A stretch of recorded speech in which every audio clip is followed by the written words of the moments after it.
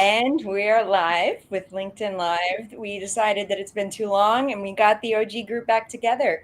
So, myself, Michael Phillips, Spencer Pollock, and Alex Brett Schneider, who isn't here yet, we're going to spend our lunch hour, or I guess, Michael, you're in London, so it's not even work hours for you right now, talking about cyber privacy and AI as friends.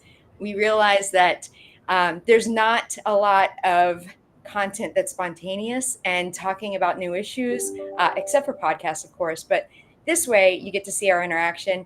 I'm just going to what's the word? Just disclose. What did we just talk about, Michael? We're not going to. Mhm. What was the word?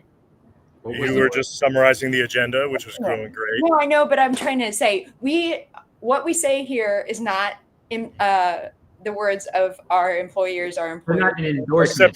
Except for mine. Mine are, I disclaim nothing. Disclaimer. That's what it was. These are official positions of CFC. Right. I could not remember. Alex is backstage, she said. Alex is trying to come in. Alex, perfect timing. We are live. We hope that in this session that we called spontaneously, that you're able to weave in some of your jokes, because I didn't hear them at the award ceremony. So if you have any, even if you're like the ones that are maybe semi-appropriate, you don't have to start with it. Just know that I'm going to be wanting some humor from you. I think the idea of that makes Spencer nervous because Lord knows he's always the butt of my jokes. Yeah, but I didn't have any bad jokes about me. You only said one thing that I was your personal attorney. And I got called out after that being like, I can't believe you represent Alex. And I was like, That's fair. Okay, so starting with, we were just talking backstage about. Is Michael in a tornado? Yeah, my toupee is falling off. Okay, I'm all right. I'm going to try it out here and see what happens, I think it makes this an international. So let's get to the meat of something and start talking about something real. Kaspersky. All of a sudden, we have this new. Well, not all of a sudden. It has been talked about for a while, but now we have the U.S. not able to use Kaspersky after a certain rollout time. What have you heard about this, guys? Do people still use Kaspersky? I thought that was done like 1985. My thought is it going to lead to other? Is it kind of paving the way? Luke Green had this idea. Is it paving the way for future bans like TikTok, or is it two separate? I think so. I mean, I think we have to be very conscientious of international companies that are basically tied to these nation states that are adversarial to us, because the truth is they are using these platforms. I don't care what they say. They're definitely using these platforms like TikTok or Kaspersky to backdoor us to get more information about our citizens and more information about the government. I mean, I'm a fan of it. I can see the other side though about, you're banning private companies. So it's a dangerous slope to go down, but I don't know. Yeah, I try to be cautious and stay in my lane, and I don't want to get political, but my mind goes to what are potential insurance implications of this, and is it beyond the realm of possibility now that insurance carriers like Michael's organization might look to start to exclude then subsequent incidents related to these entities? Is there going to be more specifically worded coverage implications for entities related to potential banned organizations or incidents related to potential banned organizations, I should say. Yeah, and I'll just thank you, Alex. What a generous way to loop me back into the conversation. I do think smart underwriters have to be thinking about the age of geopolitical fracture we're in. The idea of executive orders, I've never been that kind of lawyer, but the idea that that the administration has the ability to. How many times ban the sale of this political fracture in a sentence? Because I feel like that felt a little bit too rehearsed. That used to be my college band name was Geopolitical Fracture, and we played at Roseland Ball. Anyway, so it's Friday, so everyone should drink every time Michael says geopolitical fracture. So okay, great. So I think there are other ways to underwrite to the risks that friendly governments might start to carve up the tech universe into into well now I'm very self-conscious of my word choice, but yeah, that they might carve up we might carve up the world into competing blocks. That was my point, is to just try to catch you off base. Yeah, well, it works. Alex, are you Yeah, seeing a lot of questions coming in from the broker side about recent supply chain issues like CDK? Not questions yet, right? So this isn't too dissimilar from what we were experiencing with Change Healthcare, right? You've got such a residual downstream effect of organizations that are commonly dependent upon a piece of critical application that affects a lot of them. So, in situations like this, there's a lot of panic in the beginning, and then it takes time for these things to pan out in terms of what's the actual impact to those downstream organizations, right? When you look at like Change Healthcare and CDK, is it lost revenue or is it deferred revenue? What are the extra expenses they're now experiencing? And the most important thing at these times is for these organizations to just record keep, right? Keep logs of everything that's happening and what they're doing about it, so that if there's a claim to be made, they've got the data to substantiate that. I think that preparing, that's one thing we've learned a lot this year is to prepare for that business interruption by keeping documentation. It's going to make everything go more smooth, and it's going to allow for that collaboration more with your you're seeking that financial reimbursement or payment from the insurance side, and it's going to make everything go better and more efficient if you have a plan set up to go with for business interruption documentation. I think the other thing is too, what something all of us probably preach, but I would love to see the underwriting side get more aggressive about this, is redundancy, right? It's 2 is 1, 1 is none. And I know that's harder in practice than it is to say, but like look at Change. I mean, I feel like I've talked to a bunch of people recently about this. Look at Change Healthcare and look at now with CDK. When I've been talking to clients, the common theme I'm getting back is we don't have any other way to do this. Mm-hmm. We're kind of dead in the water. So the question is, in your business continuity plan, where was this? Like, where have we been thinking about this? And I think the insurance industry and brokers can start pushing clients and insureds to really think about this, because it also helped mitigate the losses. But right? I think that's the problem, Spencer, is right. The reality is nobody has dual critical applications set up for failover. So instead, what we saw business industry doing over the last 2 decades is migrating to SaaS products, right? In order to provide that, what they thought was going to be resiliency, rather than, hosting these things on-prem and within your control. You thought you had that cloud resiliency, which now, if this doesn't answer the age-old question of why do I need, insurance, I'm in the cloud, I don't know what does. But, I think we're all learning a really hard lesson around that. And I don't think that's an easy question to answer of the best way to structure that alternatively. I also think it's kind of a conversation that we're having more. I don't disagree with you. Everybody says we're in the cloud. You shouldn't. But sorry, I'm just gonna say one more thing, then I'll shut up and let y'all smart people speak, especially the ones in London. It's a conversation we got to have more forcefully, right? About what are they going to do? Because they have to have a backup plan for something so critical. I get it. You don't have another application, but how did they use to process this beforehand? Right? And I think the people on this call, all 4 of us, and the people we work with, can be that driving change to really hammer the point home. Lauren Winchester has a question just before you come in, Michael, with your brilliance, that she wants to know if the dealer email systems are connected or run by CDK, but I haven't heard anything to say that the email systems might be impacted or part of the software, right? I don't believe so, but I have not heard that yet either. Okay. Could be horrible, worse hypothetical. What I did hear, though, speaking of making it worse, is there are now threat actors that are spoofing, calling as IT, saying, let me check your system and see if you're affected, right? So they're calling auto dealers, which to me, that expands the scope, because maybe they don't even have CDK, but if they can get one employee to let them have remote access in to check their computer if they're impacted by the CDK issue, I think we might be seeing a bigger ripple effect than just 15,000 or whatever might be possibly impacted. Okay, I am coming in on the prior subject of risk management to business continuity. I thought that Alex's point about like what are the questions, really spotlights Spencer's challenge that underwriters should be, getting more granular. Look, underwriting is uh, a process of discovery, and we should be, of course, be exchanging what we think we know about resilience and business continuity planning, so that way clients of all sizes can do better. But I think it's important to segment that out. Small businesses, they're not going to have 8 different redundancies for critical infrastructure, and then on the other side of things, a large enterprise may be in a position to have more finely grained disaster recovery policies, and of course we should be assessing those as best we can. But right now, maybe I'll put it back to Alex then. But right now I don't even see the demand for cyber insurance.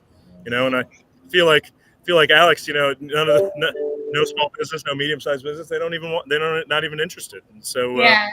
I think It the demand definitely side of the problem is it bigger. doesn't cover anything, Michael. Yeah, it's not. Yeah, they deny all the claims. It's not worth it. The old, all that stuff. Yep. Alex, what if we had to do snippets for PR, that would not be good. I'm just telling you, like if Spencer's your lawyer, I'm going to be your PR consultant and so Yeah. PR and social media consultant. Yeah. No, I'm enjoying Alex tanking. This is great. Wonderful. I'm tanking. I love this. This is wonderful. This is when you roll out the jokes to punch back. Here's a question though I have about with CDK for the three of you, more on the insurance side. Are you all proactively reaching out to your dealers that haven't reported claims to give them a warning about the VPN tunnel with the backdoor into CDK to make sure they're not using that? And also with the threat actors now calling, saying they're CDK or an IT consultant doing phishing. Has this become more proactive for you all, or are you all waiting for the claims to come in? I think it depends on your book, because there's some books that have a specific formula for those that might be impacted by this, and there's some that it's a very small portion, so it might be a small reach out. So it just kind of depends on what you cover, right, Michael? And it looks like Lauren Winchester chimed in that they've done proactive reach out. Yeah, same. Okay, Same Bragg, A++, Lauren, we get it. Look at those Travelers kids. I was just gonna say, was that the Traveler side or the Corvus Well, side? we know it's Corvus. We know. Yeah, I mean, look, it just puts a spotlight on how the market has moved to be extraordinarily proactive, and many of the buyers who should exist, if Alex would stop, giving me such a hard time on LinkedIn. What they want is a service-led proposition. They want to hear that they're going to be protected throughout the life cycle, and they're not as finely interested in hammer clauses as they are knowing that they're going to get that kind of advisory when their supplier is impacted. So what about the AMD hack? We have something that is a semiconductor rivaling NVIDIA, that the big group behind. I'm losing all my words today, but AMD had an issue, which could be another supply chain issue, and you were mentioning one too earlier today, Michael. Yeah, so here in sunny London, we're talking a lot about the Synovis event, which Synovis is a healthcare provider, performs pathology services for blood tests. Many of the major hospitals in London rely upon it for the results of blood tests, and they were hit with ransomware.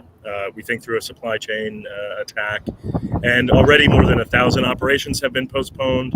More than 2,100 outpatient appointments have had to be rescheduled or abandoned, and this kind of risk really, it's just so terrible. Now the firm hasn't paid the ransom, which is a great thing to be resilient against that. But now we are seeing the patient data being leaked online, and so it's just an extraordinarily sensitive bit of information, the results of blood tests, and then for hackers to think they can exploit it for their gain is just a terrible thing. So I have two questions on that. One, the business interruption, how much of the impact of scheduling or having to reschedule, because that's going to make months down the road tighter for rescheduling appointments that have been put on hold. Do you think that there'll be an impact to like a patient care impact, where you might start seeing complaints and possibly harm to the patients because they're being delayed? I mean, this is exactly the worry. And when we think about the change experience, we certainly saw notices of circumstances that this could lead to more traditional business interruption claims, and I would worry about the same here. But what really scares me, of course, is that crossover into the potential for people suffering because on a physical level because they can't access their care, and that's just it's just a sad Yeah, mistake. there's the immediate concern of the physical care component, and then the longer term concern of releasing the private data of these individuals and psychological impacts and ensuing class actions accordingly. That such sensitive diagnosis information is shared. That is a pretty nefarious thing to do, to go after an HIV testing provider. But They weren't HIV testing specifically, weren't they? They were blood testing, or was it specific? Lots of different ones. Yeah. Okay. But still, I mean, that's yeah. Here's the other one that I mentioned. So I did find the word. AMD, it stands for Advanced Micro Devices. They are second largest maker of PC processors, and they have the hardware and equipment that rivals kind of what has been put out through OpenAI. So all this AI revolution only has a power based on that hardware that's able to kind of keep this stuff moving. My question is, if they have a ransomware attack, first of all, they're of course saying it's not material. It's not going to materially affect the price of their stock. How do you think, I mean, this is a supply chain that could ripple a lot of advancements from where we're moving with AI. Does that make sense to you guys, or do you want to switch topics? No, I'm with you. I'm with you, at least for 1 minute. I mean, look, we've seen shortages in these types of chips before that have, spiked the value of those chips and slowed supply chains in high-tech industries. And certainly a ransomware attack could lead to that. The fear here is more on the IP side, I think. Yeah, I was going to say IP side. So, yeah, go on, Spencer. No, I cut you off, but I agree. I think I don't think, as long as their factors are still pushing it out, it's more, if I was AMD, it'd be more of a concern about the IP and if that's getting leaked out there. But I think I don't know. I saw Cameron said they just started publishing today. Are they claiming that they published the blood test results? Is it from the dark web publishing? I'm assuming. I feel bad for them. Yeah, I mean, I guess, well, then with the AMD, I'm wondering if they got the IP, because I don't know. I assume AMD's got that pretty locked up. I think it was financial information of employees. I think it was new products and services. So it was that IP stuff. I don't know what they would like. I don't know the possible exploitation method that they're going to use for that, but I think it's just interesting to think about all these things coming at once, right? We have a lot of supply chain stuff that we've been talking about on the cyber insurance side for a long time, and now we're starting to see more examples of this hitting this type of systemic risk, kind of hitting multiple groups in a sector. I think the supply chain management frightens me, right? Because you're right, the downstream impacts of that on multiple different levels of economic fallout. I mean, you saw JBS with the meat prices spiking with the Colonial Pipeline. So, I mean, I don't know. It's do we start classifying? How do you start enhancing protections? Like, we had our red line industries, right? The critical infrastructure. I was just going to say critical infrastructure, which was pretty hard to define the parameters around who qualified. Yeah, exactly. I think they were throwing hospitals in there, which I don't disagree. I think hospitals are critical infrastructure. I think under that definition, all of us were critical infrastructure. Yes. Cameron just posted about that, about the leak. Yeah, I mean, I think supply chain risk, I don't know how you all underwrite that either. I think that has to be difficult to think about. I mean, how do you all evaluate that kind of risk with the downstream impacts? That's for someone smarter than me. And y'all are on this call, so. Well, I suppose that question's for me, so thanks. No, Look, it is one of the hard. I'm giving you all three credit and claiming all three of you are smarter than me. No, it's one of the harder pieces to underwrite too, because of course you're communicating with a broker who is an expert in their client, and being an expert in their client doesn't necessarily make them an expert in all of their clients' supply chain, and the underlying computer systems of that first, second, third order firm that may, if it were to be disrupted, bring them down. That's a harder conversation and broader scope for many brokers than they're used to. See, like I told you, and so I think it is very challenging. There's lots of ways to deal with it, though. Yeah, I think to your point, though, Michael, right? There's the initial question and answering as part of the underwriting process that, we're already starting to see carriers put a little more attention to, right? Like, oh, what are the main applications and providers that you're dependent upon? But I think Michael touched on something there that's still going to get missed in that process and is incredibly difficult to wrap your arms around is, well, what are those folks using? Because if they're all dependent on the same thing, and now we're 2 steps removed or 3 steps removed from the incident, but still impacted, how far and how deep can we expect anyone to go in that assessment? And that's where, the broker side of me doesn't want to have to worry about that from a coverage standpoint, right? Like in my ideal world, my client's covered regardless of where in the broader chain the incident's occurring. If the impact is to my client, I want my client covered. But, that's an idealistic world. I don't know that that's going to be realistic for the long term for the sanctity of the insurance industry. And I think we're all going to continue to resolve that and figure it out. And unfortunately, these incidents are going to be lessons in that matter. We're going to continue to see really what the total payout from change ends up being, right? As that's continued to resolve. And now with CDK and what was that true broader impact? Because again, some of it's delay, and not necessarily permanent loss. And that's a pretty important distinction. And I think we're going to see refined language in those areas in the future as well. But going back to CDK, pivoting back to CDK and the exposure, I hear you about the business income loss, just like change. But the indemnity clause, I don't think is good for dealerships with CDK. And all it would take is CDK pushing notifications downstream, because you're also going to have like the FTC notifications with that. Anybody over 500 people, you got the GLBA that's going to kick in.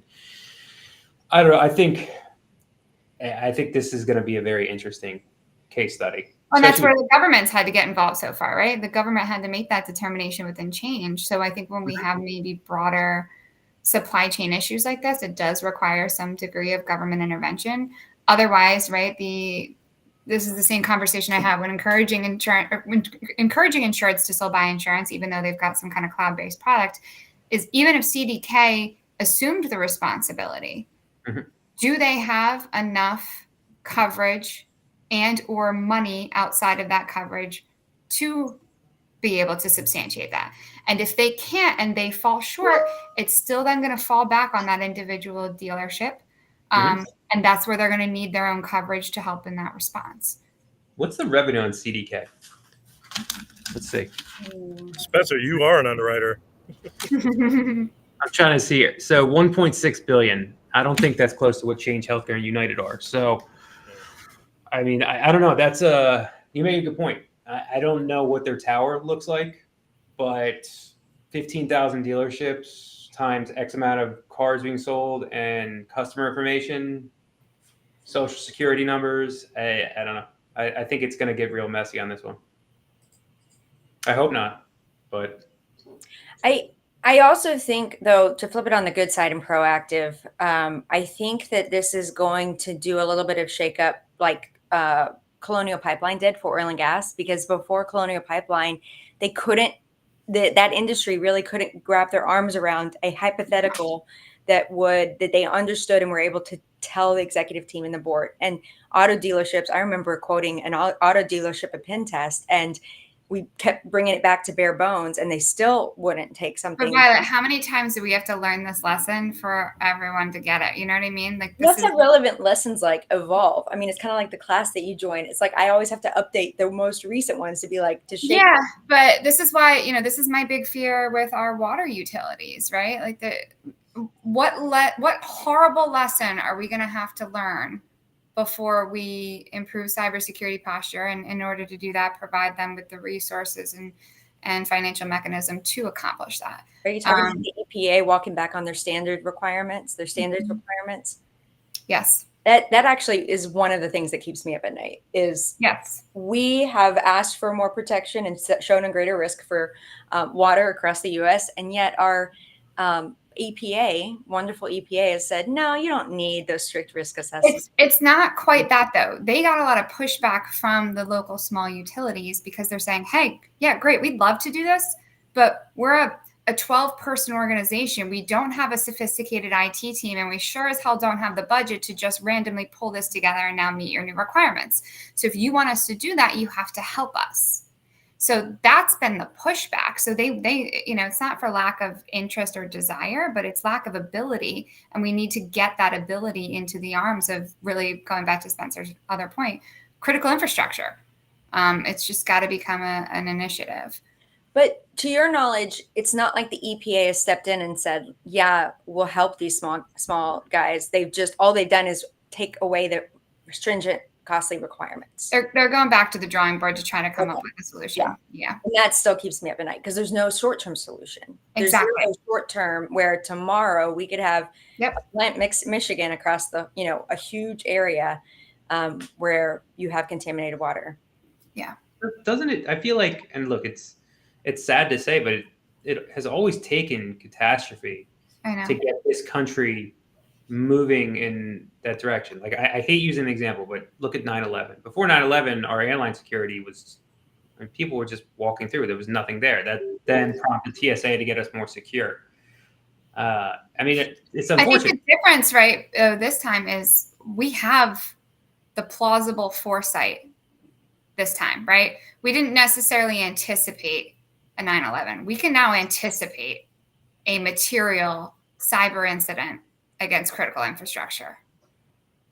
Well, I think people on this call and people probably in the comments can, but in the general public and even a lot of people in the government, do you think they can? I mean, we live it, right? This is what we live. I do think Colonial Pipeline awakened the government to a significant degree. Well, we have 2 minutes left. So are there any parting words or things to leave everyone with? Because we got to do this again. It's been too long. Violet, I will say, you were a notable absence at the cyber last week. Yeah, we did miss you. Yeah. Any other notable absences? I missed everybody. I celebrated my daughter's 6th birthday, and I decided to choose that instead of.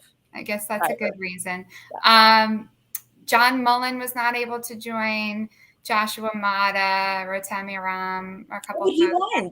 Didn't Mata win? Joshua, yeah, he won. Who accepted the award? The team? Mm-hmm.